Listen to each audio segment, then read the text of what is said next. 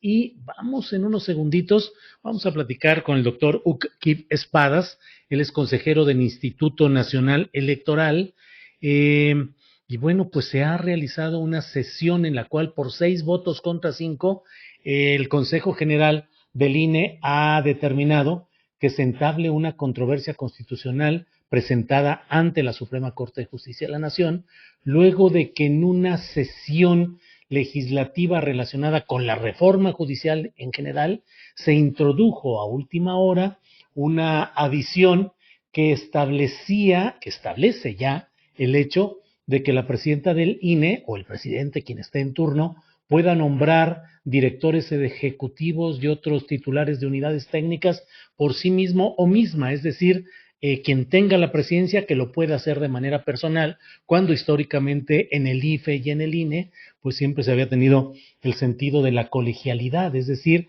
de que tiene que ser sometido al conjunto de personas que toman decisiones en una organización o institución. Ese sentido de lo colegiado quedaría abatido ahora porque ya la presidenta del INE, Guadalupe Tadei, podría nombrar estos directores ejecutivos y titulares de unidades técnicas por sí misma. Solo tendría que presentar a votación general colegiada el nombramiento del secretario ejecutivo y también funciones nuevas que, según consideran algunos, pondrían a la Junta General Ejecutiva por encima del Consejo General, de los 11 consejeros. En fin, de todo ello hablaron diferentes consejeros y me pareció muy interesante lo que expresó el doctor Espadas, a quien saludo con mucho gusto. Kib, buenas tardes. ¿Qué tal, Julio? Muy buenas tardes. Gracias. Durante el análisis o los puntos de vista que se emitieron respecto a este tema, tu postura fue en el sentido de que se había introducido de una manera irregular esta adición. ¿Exactamente qué sucedió o cómo sucedió, Kib? Sí, esta adición se da argumentando una reserva al dictamen de la reforma judicial. Una reserva es eso, a un dictamen, algún legislador le objeta una porción y reserva eso para su discusión en lo particular. Eso es lo que prevé el reglamento, ese es el procedimiento legislativo. Lo que ocurrió acá es que alguien dijo, voy a hacer una reserva, y en lugar de reservar, hizo una adición. De un tema que no tenía nada que ver con con la materia de la reforma y con la iniciativa presentada originalmente. Ninguna referencia a los motivos de una posible modificación de este tipo, ni en la iniciativa presidencial, ni en el dictamen de la comisión. De forma tal que es una reforma subrepticia que se mete sin mayor debate, y dada su contenido, me parece que era una reforma que merecía un debate amplio, porque en efecto afecta el funcionamiento interno del instituto. ¿Quién presentó esa reserva, Kib? No recuerdo un senador cuyo nombre escapa a mi memoria en este momento, pero fue ya en el debate final. Uh-huh. Un Esto es una poco como maña aquella muy ocasión en la cual frecuente. a última hora Raúl Bolaños Cacho introdujo una redacción distinta buscando que el ministro Arturo Saldívar Lelo de la Rea continuara 2 años como presidente de la Corte sin elección. Digo, simplemente me recuerda Sí, ese episodio. es una maña muy utilizada en los rejuegos legislativos, muy utilizada, no quiere decir correcta, es una manera muy sucia de introducir modificaciones que no se debatieron. Uh-huh. Ahora, esto implica efectivamente lo que se señala, que haya ya una decisión unipersonal de quien presida el Consejo General y que se elimine el sentido colegiado. En aspectos críticos del funcionamiento del instituto, sí, no del todo, es decir, las facultades del Consejo General no dependían de un vacío en un artículo de la ley que ahora se llenó, sino que penden de una serie de disposiciones constitucionales y legales mucho más amplias, donde especialmente las constitucionales le dan facultades reglamentarias, lo cual hace que limite, pero sí hay si hay un paso de funciones del Consejo a la Junta, que añadido con la manera como se prevé la designación de directores, pues sí significa una muy fuerte centralización de la capacidad de decisión en quien presida el instituto, sea la presidenta actual o cualquier otro presidente. En ese contexto, ¿estuviste de acuerdo o no en la presentación de la controversia constitucional ante la Corte? No, yo no estuve de acuerdo. Ya ver, yo muchos de los elementos, no todos de los argumentos contra el fondo de la reforma los comparto. No así el que el INE debiera presentar una controversia constitucional. Fue un debate improvisado por mi parte, porque bueno, yo no formé parte de quienes discutieron el sentido de su propuesta, pero a lo largo del debate fueron saliendo cosas interesantes y me ha invitado a mí a reflexiones sobre cosas que guardan relación con esto. Los promoventes hablaban mucho del diseño constitucional del INE y eso me puso a reflexionar sobre ese punto que es un punto muy pertinente. Y la reflexión de ese punto reforzó ayer y ha seguido reforzando el día de hoy, aunque ya es cosa votada, el que realmente la previsión constitucional es excluir al INE de este tipo de controversias, depositando esa responsabilidad en los partidos políticos. ¿Cómo es posible que algo tan importante se deposite en manos de los partidos y la autoridad no pueda tener recursos legales? No es el único espacio en el que eso ocurre. Cuando hay irregularidades en la votación en una casilla, solo los partidos políticos pueden objetar para limpiar esa elección. El INE no tiene facultad ninguna ni para anular casillas donde en su función de autoridad pudiera percibir irregularidades, ni para objetarlas ante el tribunal. Es decir, hay mecanismos de control legal y constitucional que no cualquier parte puede ejercer. Hay cosas que le corresponde ejercer a los partidos, hay cosas que le corresponde ejercer al instituto. Y controvertir leyes electorales no le corresponde al instituto, ni siquiera dentro de una excepción que hace la Corte al respecto, a la que no me referiré ahora.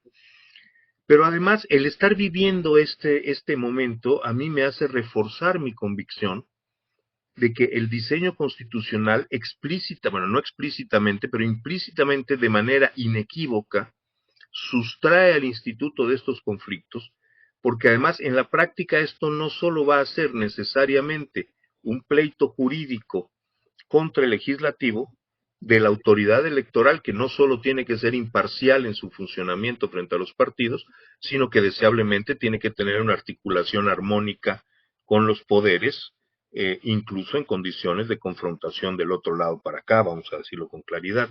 Pero además, el estar debatiendo esto reavivó un conflicto interno en el Consejo General que, si bien nunca se disolvió, se había venido distendiendo. Y ahora pues volvió a su máxima claridad en un consejo para cosas fundamentales dividido en dos grupos de 5 y 6 consejeros. Kip Espadas Ancona, consejero del Instituto Nacional Electoral.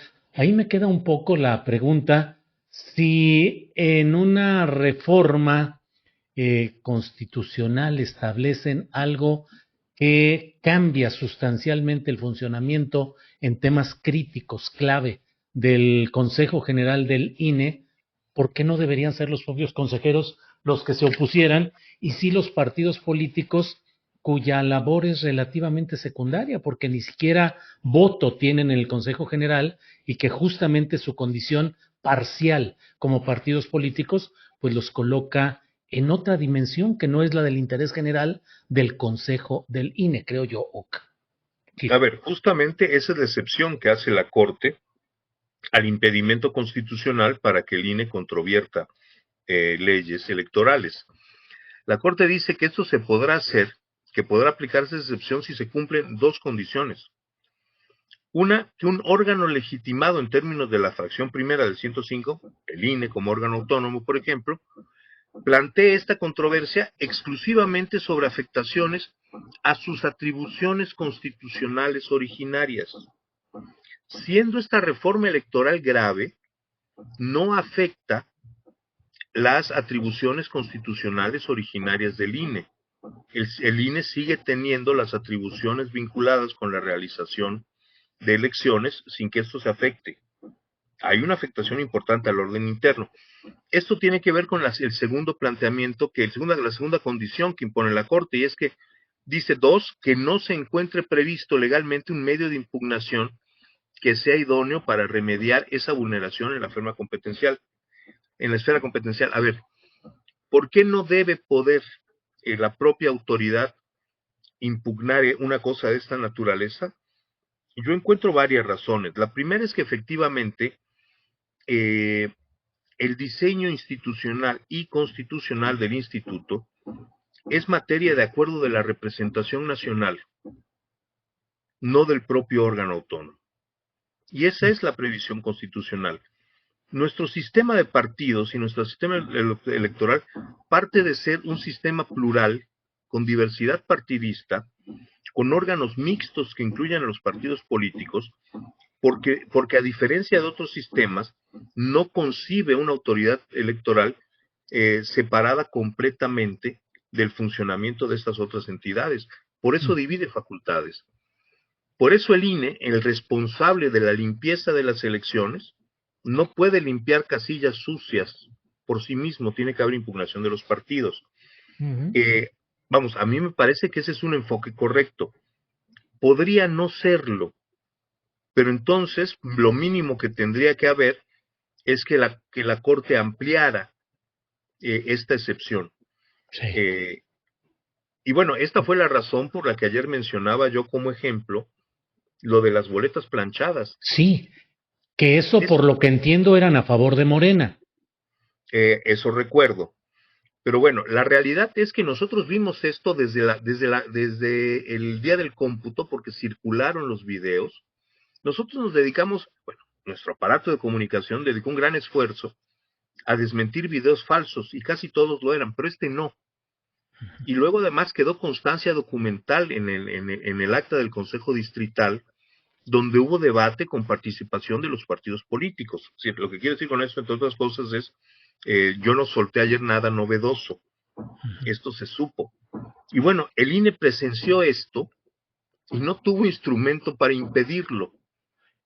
Es decir, para quienes no tienen la referencia, UKIP fueron una urna receptora de votos en la cual había votos planchados, es decir, uno tras otro pegados. ¿Eso es lo que encontraron en una casilla? En un paquete, en el Consejo Distrital, al haber el paquete de una casilla, aparecieron boletas de esas condiciones, es decir, boletas que no habían sido dobladas, lo cual evidenciaba que no habían entrado a la urna, y que coloquialmente, en el calor del fraude electoral del siglo pasado, se conocían como boletas planchadas, como si hubieran sido dobladas y se les pasaba la plancha.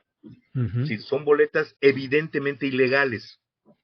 Y no hubo ninguna reacción ni de la institución electoral ni de los partidos. No, a ver, la institución no podía reaccionar. A la institución la institución no tiene capacidad para decir, en esta casilla hay votos ilegales, la anulo, o para decir, en esta casilla hay votos ilegales, te pido tribunal que lo anules. No hay facultad ni constitucional ni legal para que el INE haga eso. Eso le toca a los partidos políticos. Y en este caso, ninguno de los 7 partidos políticos nacionales impugnó. Ni los que no se vieron beneficiados, ni el beneficiado. Y la consecuencia legal es que el INE estuvo obligado a contar esos votos como si fueran votos válidos. Es decir, esos votos están en los cómputos hoy, porque las únicas instancias autorizadas por la ley para impugnar irregularidades en las casillas no lo hicieron. ¿Eran decenas de votos o cientos? No tengo la cifra exacta, pero unos pocos cientos me parece recordar. Bien, pues UKIP, veamos cómo avanza este tema de la controversia constitucional. Ya la Secretaría Ejecutiva tendrá que presentar la controversia constitucional por mandato de la mayoría de 6-5 en esos 2 grupos en los cuales, como dices, se ha reactivado o se ha vuelto a presentar esos posicionamientos grupales con una mayoría en la que no está la propia presidenta del Consejo General, que está en la minoría de 5. Gracias, gracias por platicar, a reserva de lo que desees agregar. Yo aprecio mucho que nos hayas tomado esta llamada. Pues nada más agradecerte mucho el espacio, Julio, la siempre inteligente conversación contigo y permitirme acceder a tu auditorio. Kip Espadas Ancona, muchas gracias y seguiremos en contacto. Hasta pronto. Hasta luego. Gracias. Bien, son las 3 de la tarde con 15 minutos. 3 de la tarde con 15 minutos.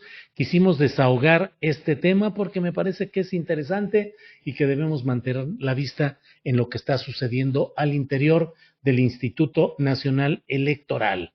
Así es que bueno, vamos a seguir adelante y hoy jueves